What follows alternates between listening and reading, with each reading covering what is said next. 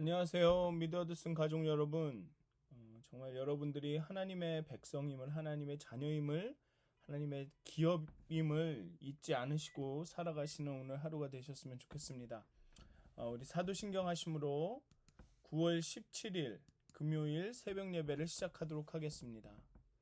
전능하사 천지를 만드신 하나님 아버지를 내가 믿사오며 그 외아들 우리 주 예수 그리스도를 믿사오니 이는 성령으로 잉태하사 동정녀 마리아에게 나시고 본디오 빌라도에게 고난을 받으사 십자가에 못 박혀 죽으시고 장사한 지 사흘 만에 죽은 자 가운데서 다시 살아나시며 하늘에 오르사 전능하신 하나님 우편에 앉아 계시다가 저희로서 산 자와 죽은 자를 심판하러 오시리라. 성령을 믿사오며 거룩한 공회와 성도가 서로 교통하는 것과 죄를 사하여 주시는 것과 몸이 다시 사는 것과 영원히 사는 것을 믿사옵나이다. 아멘. 찬송가 79장 함께 찬양하시겠습니다. 찬송가 79장입니다. 통합으로는 40장입니다.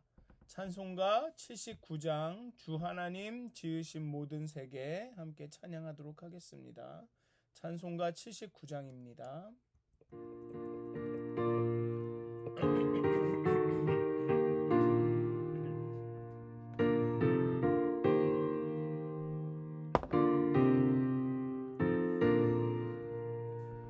주 하나님 지으신 모든 세계 내 마음속에 그리어볼 때 하늘의 별 울려 퍼지는 뇌성 주님의 권능 우주에 찾네 주님의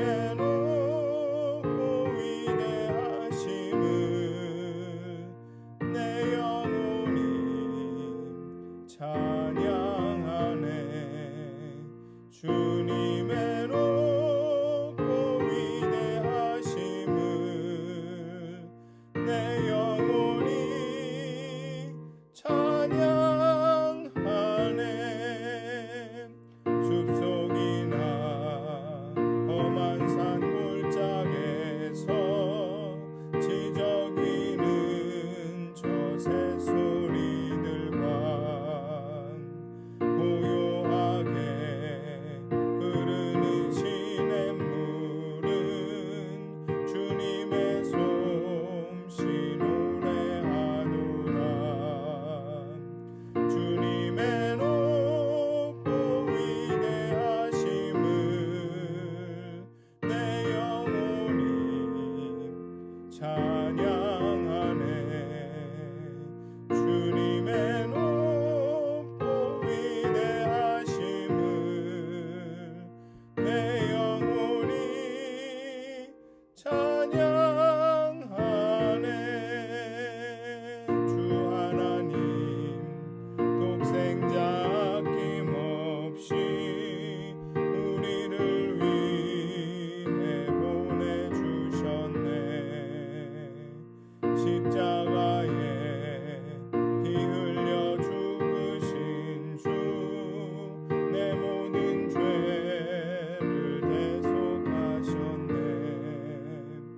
주님의 높고 위대하심을 내 영혼이 찬양하네 주님의 높고 위대하심을 내 영혼이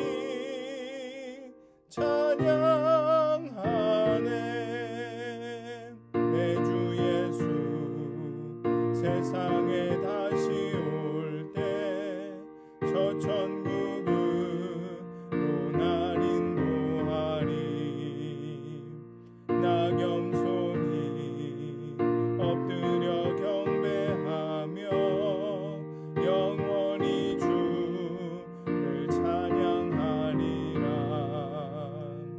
주님의 높고 위대하심을 내 영혼이 찬양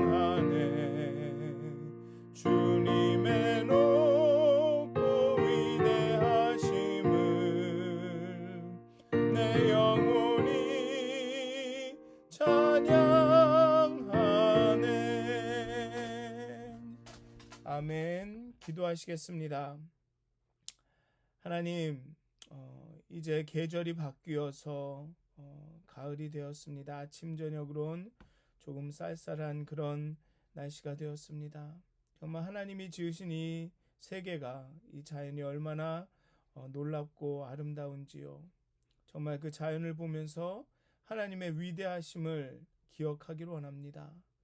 그 높아진 하늘을 보면서 하나님의 전능하심과 전지하심과 어디에나 계신 편재하심을 높이기 원합니다. 하나님, 모든 주권이 하나님께 있음을 다시 한번 깨닫게 되기를 원합니다. 하나님, 오늘 하루 가운데도 하나님의 영으로 우리를 충만케 하셔서 정말 우리 가운데 역사하시는 오직 유일하시고 오직 주권자 되신 하나님을 찬양하며 기억하게 해 주시옵소서. 감사합니다. 예수님의 이름으로 기도하였습니다. 아멘.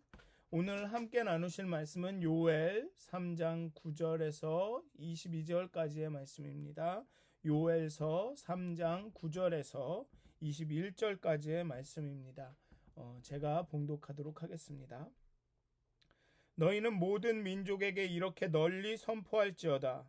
너희는 전쟁을 준비하고 용사를 격려하고 병사로 다 가까이 나와서 올라오게 할지어다. 너희는 보습을 쳐서 칼을 만들지어다. 낫을 쳐서 창을 만들지어다. 약한 자도 이르기를 나는 강하다 할지어다. 사면의 민족들아, 너희는 속히 와서 모일지어다. 여호와여, 주의 용사들로 그리 내려오게 하옵소서. 민족들은 일어나서 여호사밧 골짜기로 올라올지어다. 내가 거기에 앉아서 사면의 민족들을 다 심판하리로다. 너희는 낫을 쓰라. 곡식이 익었도다. 와서 밟을지어다. 포도주 틀이 가득히 차고 포도주 독이 넘치니 그들의 악이 크미로다. 사람이 많으며 심판의 골짜기에 사람이 많으며 심판의 골짜기에 여호와의 날이 가까움이로다. 해와 달이 캄캄하며 별들이 그 빛을 거두도다. 여호와께서 시온에서 부르짖고 예루살렘에서 목소리를 내시리니 하늘과 땅이 진동하리로다. 그러나 여호와께서 그의 백성의 피난처 이스라엘 자손의 산성이 되시리로다. 그런즉 너희가 나는 내 성산 시온에 사는 너희 하나님 여호와인 줄 알 것이라. 예루살렘이 거룩하리니 다시는 이방 사람이 그 가운데로 통행하지 못하리로다. 그날에 산들이 단 포도주를 떨어뜨릴 것이며 작은 산들이 젖을 흘릴 것이며 유다 모든 시내가 물을 흘릴 것이며 여호와의 성전에서 샘이 흘러나와서 시딤 골짜기에 대리라. 그러나 애굽은 황무지가 되겠고 에돔은 황무한 들이 되리니 이는 그들이 유다 자손에게 포악을 행하여 무죄한 피를 그 땅에 흘렸음이니라. 유다는 영원히 있겠고 예루살렘은 대대로 있으리라. 내가 전에는 그들의 피 흘림 당한 것을 갚아주지 아니하였거니와 이제는 갚아주리니 이는 여호와께서 시온에 거하심이니라. 아멘.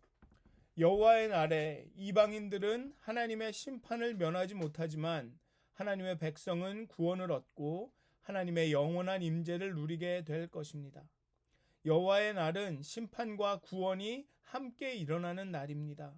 그날은 이방인에게는 심판의 날입니다. 하나님이 그와 그의 백성 이스라엘을 대적한 이방 민족들을 다 모아 심판하시고 그들의 땅을 황폐하게 하실 것입니다. 그러나 이스라엘에게 있어서 그날은 구원의 날입니다. 그들은 포로에서 벗어나 본국으로 돌아와 평안을 얻을 것입니다. 만국을 여호사밧으로 모으시고 심판하실 하나님이 모든 민족에게 전쟁을 선포하십니다. 전쟁을 준비하고 군사들을 모아라.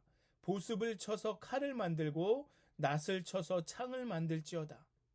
평화의 상징인 보습과 낫이 전쟁의 상징인 칼과 창으로 대치됩니다. 군인이 아닌 농부들이 전쟁에 참여할 상황이라면 거의 모든 삶의 영역이 전쟁의 영향하에 있다는 말이 됩니다. 이는 그 누구도 하나님의 심판을 벗어날 수 없다는 말입니다. 그리고 이사야는 하나님의 심판이 임하면 칼을 쳐서 보습을 만들고 창을 쳐서 낫을 만들게 된다고 이야기합니다. 요엘과는 오늘 읽은 이 요에서와는 정반대죠. 이스라엘에게 임한 하나님의 심판은 전쟁을 그치게 하고 평화를 가져오는 반면 모든 민족, 열방에게 임하는 심판은 평화를 깨트리고 전쟁을 가져오게 됩니다. 그만큼 심각하다는 것이죠. 13절에 하나님은 너희는 낫을 쓰라 곡식이 익었도다 와서 밟을지어다 포도주 틀이 가득히 차고 포도주 독이 넘치니 그들의 악이 크미로다. 낫을 쓰고 포도주를 밟고 여기까지만 읽으면 마치 풍요로운 수확을 거둔 그 사람들의 기쁨과 즐거움을 언급할 것 같습니다. 그런데 하나님은 악을 언급하십니다. 여기서 낫과 포도주를 밟는 것은 수확하고 열매와 관련이 있는 것은 분명합니다. 그런데 수확하는 것은, 열매를 맺는 것은 그 종류가 다릅니다. 열방은 바로 악을 열매 맺고 심판을 수확하고 있는 것입니다. 여호사밧 심판의 골짜기에 모여든 사람들이 많습니다. 모든 열방을, 모든 사람들을 심판하십니다. 여호와의 날은 이스라엘에게는 심판과 구원의 날이지만, 구원의 날이라는 의미가 좀 더 크지만 열방에게는 무섭고 떨린 심판의 날입니다. 해와 달이 캄캄하며 별들이 그 빛을 거둔다고 말합니다. 이는 메뚜기 재앙이 임했을 때 수많은 메뚜기 떼들로 인해서 하늘이 두덮여서 어둠이 임했음을 의미할 때와 비슷합니다. 그렇지만 그 당시 사람들은 해와 달과 별에 신성한 어떤 것이 있다고 믿어서 그들을 신으로 섬기기도 했습니다. 애굽의 태양신은 모두가 알고 있을 것입니다. 따라서 해와 달과 별이 그 빛을 거두었다는 것은 그렇게 메뚜기 재앙이 임하거나 그런 어떤 재앙이 임해서 천체가 그 빛을 잃고 어둠이 임했다라는 뜻도 있을 수 있지만, 그것보다는 그 어떠한 신도, 그 이방들이 섬기는 그 신들도 어떠한 그 신령한 것도 하나님의 심판 앞에서 아무것도 할 수 없음을, 그 이방을, 그 모든 민족들을 도울 수 없을 것임을 말하는 것입니다. 여호와께서 부르짖고 심판의 목소리를 내시면 하늘과 땅이 진동합니다. 요한계시록에 보면 하나님이 임재하실 때 한 가지 이렇게 공통적인 현상이 있습니다. 땅과 하늘이 흔들리는 것입니다. 그렇게 하나님이 임재하시고 이방과 전쟁을 하십니다. 이방을 심판하십니다. 이방의 나라들을 심판하십니다. 그런데 그렇게 두려운 하나님이 이스라엘에게는 피난처가, 산성이 되십니다. 18절부터는 이스라엘과 열방의 모습이 대조적으로 나옵니다. 모든 대적을 물리치시고 하나님이 시온에 거하십니다. 여기서 시온은 예루살렘을 의미할 수도 있고 이스라엘 가운데 거하시는 하나님의 임재함을 상징적으로 나타낼 수도 있습니다.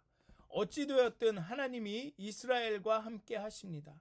이스라엘은 하나님을 이제 알고 있습니다. 예루살렘이 다시 회복되어 거룩해지고 어떤 다른 이방 사람도 예루살렘을 정복하거나 침략하지 못할 것입니다. 그 가운데로 지나갈 수가 없을 것입니다. 그것은 이스라엘이 강해져서가 아니라 하나님이 이스라엘과 함께 그 시온에 임하셨기 때문입니다. 그렇게 하나님이 이스라엘과 함께 하셔서 보호하시기 때문입니다. 이 부분을 이스라엘은 다시 기억해야 합니다. 이스라엘 자신들이 강해서가 아니라 자신들이 제사를 드려서가 아니라 하나님의 주권이, 하나님이 주권적으로 이스라엘을 보호하시기로 결정했기 때문에 그 어떤 열방도 이제는 다시는 그들을 침략할 수 없다는 것, 이것을 이스라엘은 기억해야 할 것입니다. 이스라엘은 회복될 것입니다. 포도주와 젖, 시내와 샘이 온 이스라엘에 넘쳐 흐를 것입니다. 그러나 애굽은 황무지가 될 것이고 에돔은 황무한 들이 될 것입니다. 왜냐하면 애굽과 에돔은 유다 자손에게 포악을 행하며 그 무죄한 피를 땅에 흘렸기 때문입니다. 유대와 이스라엘은 대대에 있을 것입니다. 그리고 이제 하나님이 지금까지 이스라엘에 겪은 어려움과 억울함을 갚아주실 것입니다. 여호와께서 시온에 거하시기 때문에, 여호와께서 이스라엘과 함께 하시기 때문에 이렇게 이스라엘은 구원을 얻고 회복을 하게 될 것입니다. 그렇지만 명심해야 할 것입니다. 여호와께서 시온에 거하신다는 의미가 우리는 하나님이 우리 편이니, 하나님이 이스라엘 편이니, 하나님이 우리 이스라엘과 함께 하시니까 아무 염려가 없고 이방 민족들만, 열방들만 이제 큰일 났다, 죽어났다라는 의미가 아닙니다. 팔은 안으로 굽는다는, 하나님이 무조건 이스라엘 편을 드신다라는 말이 아닙니다. 여호와께서 시온에 거하신다는 의미는 하나님은 약자의 편이시라는 의미입니다. 호세아와 아모스를 보면 이스라엘이 하나님의 공의와 정의와 인애를 따르지 않고 힘없고 연약하고 가난한 자들을 착취하고 학대하고 인간으로 대하지 않을 때는 그들도 하나님의 무서운 심판을 받았습니다. 그리고 열방이 약하고 힘없는 이스라엘을 포악으로 대하였기 때문에 심판을 받습니다. 특히 에돔은 이스라엘이 블레셋의 그 멸망을 당했을 때, 블레셋 군대에 의해서 아주 대패했을 때 그 틈을 이용해서 그 이스라엘을 침략해서 이스라엘을 또 다시 한번 그 포악으로 대했습니다.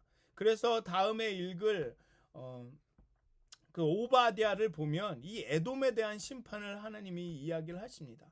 그렇게 열방이 심판을 받는 이유는 이스라엘이 연약하고 힘없고 정말 대적할 수 없는 그런 황폐한 상태일 때 이들이 이스라엘을 포악으로 대했기 때문입니다. 하나님은 굳이 편을 나누자면 하나님은 오직 하나님의 편입니다. 하나님의 사랑은 무조건적이고 절대적이지만 맹목적이지는 않습니다. 그냥 맹목적으로 이스라엘이 내 편이니까, 내가 이스라엘을 선택했으니까 이스라엘 편을 든다, 이런 맹목적인 사랑이 아니라는 것입니다. 하나님의 사랑은 목적이 있습니다. 오늘의 본문처럼 이스라엘이 거룩하여지는 것입니다. 따라서 이스라엘이 거룩과 멀어질 때는 가차없이 심판하고 재앙을 내리시는 것입니다. 그냥 어찌 살던 상관없이 사랑하는 것이 하나님의 사랑이 무조건적이라는 것의 의미가 아니라는 것입니다. 하나님의 사랑은 무조건적이고 절대적이지만 맹목적이지 않습니다. 목적이 있기 때문에 그 목적과 그 사랑의 대상이 멀어진다고 생각이 되면, 즉 이스라엘이 거룩과 멀어진다고 생각이 되면 심판하시고 재앙을 내리신다는 것입니다. 그냥 그거는 조건적이 아니냐, 이스라엘이 거룩이랑 멀어지면 심판하고 거룩해지면 심판 안 하는 것은 그건 하나님의 사랑이 조건적인 것이 아니냐라고 말할지도 모르겠습니다. 그런데 심판하고 재앙을 내린다는 것이 사랑하지 않는다는 의미가 아닙니다. 이스라엘이 거룩하지 않으면 정말 사랑이 싹 없어지고 미움이 딱 생겨서 심판하고 이렇다는 의미가 아닙니다. 심판도 사랑의 한 방법이라는 것입니다. 하나님에게는. 즉 심판은 하나님의 사랑에는 목적이 있음을 보여준다는 것입니다. 그래서 하나님이 시온에 앉으셨다라는 의미는 뭐냐 하면 하나님이 목적을 가지고 이스라엘을 다루신다라는 얘기입니다. 그냥 이스라엘의 편을 들고 열방을 심판하신다라는 의미가 아닙니다. 그렇기 때문에 나중에 신약에서 바울은 이 이스라엘이라는 이 표현을, 이 단어를 그저 어떤 지리적이거나 민족적에 국한된 유대인들만을 의미하는 이스라엘이 아니라 하나님을 섬기고 하나님 예수 그리스도를 믿고 하나님의 그 도를 따르는 모든 사람들을 이스라엘이라고 표현을 합니다. 그리고 하나님이 시온에 앉으셨다라는 의미는 그렇게 하나님을 따르는 사람들과 함께 하신다라는 의미로 바울은 나중에 해석하게 됩니다. 즉 하나님은 공의의 하나님이십니다. 하나님이 시온에 앉으셨다라는 얘기는 하나님의 사랑은 목적이 있음을, 하나님은 약자의 편이시라는 것을 알려주고 있습니다. 하나님은 우리와 함께 계십니다. 우리의 시온에 함께 계십니다. 하지만 그것이 하나님이 언제나 무조건적으로 맹목적으로 우리의 편을 드신다라는 말은 아닙니다. 하나님은 목적이 계십니다. 우리가 거룩하여지는 것, 우리의 삶이 하나님을 닮은 삶이 되는 것, 하나님의 공의와 정의와 인애가 우리의 삶을 통해 나타나는 것입니다. 그 목적을 위해서는 하나님은 우리를 사랑하시기 때문에 때로는 매를 드시기도 하고, 때로는 작대기로 막대기로 우리를 훈계하시기도 한다라는 것입니다. 그 심판이라는 것은 우리를 하나님께서 미워하신다라는 것이 아니라, 심판이라는 것은 하나님의 사랑의 목적이 있어서 우리를 연단하시고 단련하시고 옳은 길로 인도하신다라는 의미입니다. 여러분, 오늘도 하루를 살아가실 텐데요, 정말 기억하셨으면 좋겠습니다. 어떤 상황 가운데도 우리는 하나님의 기업입니다. 하나님의 것입니다. 하나님의 자녀입니다. 하나님의 백성입니다. 그리고 하나님의 사랑은 멈추지 않습니다. 변하지 않습니다. 다만 하나님의 사랑엔 목적이 있기 때문에 때로는 그 심판으로, 재앙으로 우리 가운데 나타날 수도 있다라는 것입니다. 하나님이 우리의 편이시란, 우리와 함께 하신다라는 것, 그 시온에 계신다라는 것은 변하지 않습니다. 정말 그 사실을 다시 한번 기억하시고 마음에 깊이 품으시고, 오늘 하루 가운데 정말 어떤 일이 있더라도, 어떤 어려움을 겪더라도 정말 하나님이 우리와 함께 하심이 변하지 않는다. 하나님의 사랑은 목적이 있기 때문이다. 그래서 때로는 우리 가운데 어려움을 주시기도 한다. 어려움을 허락하시기도 한다.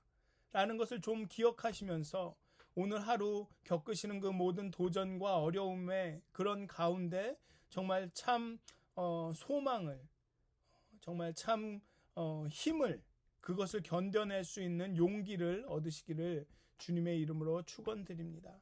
기도하시겠습니다.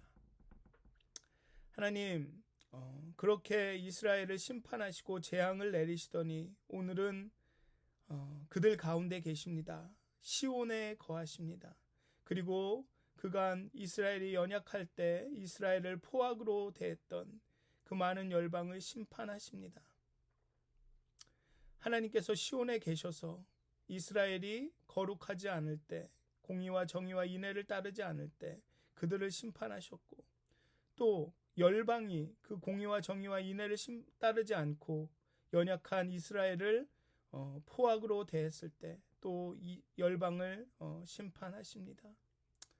오직 하나님의 그 거룩함이 이 땅 가운데 나타나기를 원하신 하나님, 그 도구로 이스라엘을 삼으셨고, 그렇기에 이스라엘이 거룩하여지기를 원하셔서 그들을 사랑하시지만 때로는 그들을 심판하시고 채찍질하시고 작대기로 막대기로 인도하신 하나님, 정말 그 동일한 은혜가 우리에게, 동일한 하나님의 목적이 우리의 삶 가운데 있음을 고백합니다.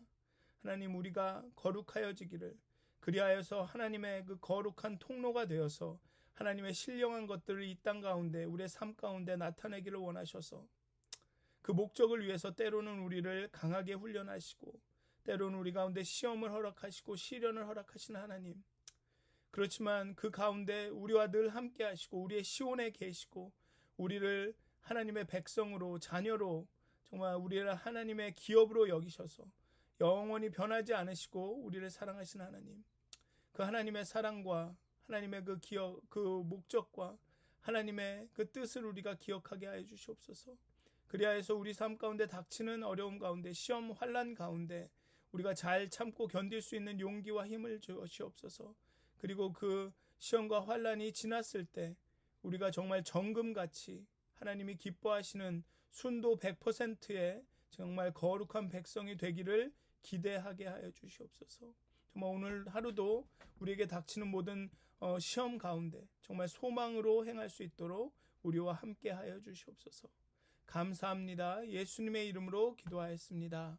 아멘. 하늘에 계신 우리 아버지여, 이름이 거룩히 여김을 받으시오며 나라가 임하옵시며 뜻이 하늘에서 이루어진 것 같이 땅에서도 이루어지이다. 오늘 우리에게 일용할 양식을 주옵시고, 우리가 우리에게 죄진 자를 사하여 준 것 같이 우리의 죄를 사하여 주옵시고, 우리를 시험에 들게 하지 마옵시고 다만 악에서 구하옵소서. 나라와 권세와 영광이 아버지께 영원히 싸움나이다. 아멘. 행복한 하루 되시길 기도합니다.